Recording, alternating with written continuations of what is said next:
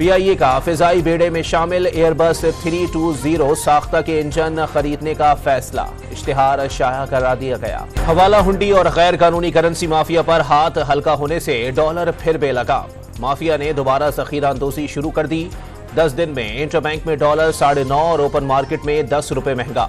مجموعی قیمت 286 روپے سے اوپر پہنچ گئی۔ پاکستان اسٹاک ایکسچینج میں زبردست تیزی، 300 سے زائد پوائنٹس کے اضافے سے 100 انڈیکس 54,200 پوائنٹس کے ساتھ ملک کی تاریخ کی بلند ترین سطح پر پہنچ گیا۔ درآمدات میں کمی، ڈالر کی قیمت میں عدم استحکام، ذخیرہ اندوزی اور امپورٹرز کی جانب سے مطلوبہ مقدار میں مارکیٹ میں سپلائی نہ کرنے کے سبب ملک بھر میں جان بچانے والی انسولین کی شدید قلت۔ شوگر کے مریض میڈیکل اسٹور پر دھکے کھانے لگے، ہول سیلرز نے کمپنیز اور امپورٹرز کو ذمہ دار قرار دے دیا۔ ڈرگ ڈپارٹمنٹ بھی بے بس، کمپنیز اور امپورٹر سے مارکیٹ میں سپلائی بڑھانے کا مطالبہ۔ لاہور کے ماڈل ٹاؤن میں MQM کے وفد اور نون لیگ کے قائد نواز شریف کے درمیان ملاقات جاری۔ سندھ میں انتخابی الائنس پر تبادلہ خیال۔ مسلم لیگ نون نے منشور کمیٹی کے ارکان کا اعلان کر دیا۔ عرفان صدیقی کو سربراہ مقرر کر دیا گیا۔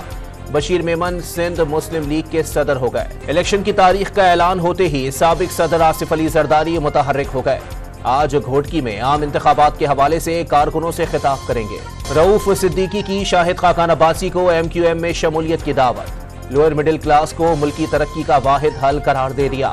شاہد خاقان عباسی نے مسکرانے پر اکتفا کیا۔ غزہ پر اسرائیلی فوج کی رات بھر بمباری، 14 افراد شہید۔ صہیونی فورسز نے تل کریم پناہ گزین کیمپ کو بھی نشانہ بنایا۔ فلسطینی شہداء کی تعداد 10,000 سے بڑھ گئی۔ امریکی صدر کا اسرائیلی وزیر اعظم سے ٹیلی فونک رابطہ، غزہ میں جنگ بندی کے امکان پر تبادلہ خیال۔ نیتن یاہو نے یرغمالیوں کی رہائی تک سیز فائر کے امکان کو مسترد کر دیا۔ غزہ کی صورتحال پر اقوام متحدہ کی سیکیورٹی کونسل کا اجلاس ایک بار پھر بے نتیجہ ختم۔ باضابطہ قرارداد پیش نہ ہو سکی، متحدہ عرب امارات اور چین کا جنگ بندی کا مطالبہ۔ راولپنڈی میں اڈیالہ جیل کے سامنے مشکوک بیگ سے 1 کلو سے زائد بارودی مواد برآمد۔ بم ڈسپوزل اسکواڈ نے موقع پر پہنچ کر بارودی مواد کو ناکارہ بنا دیا۔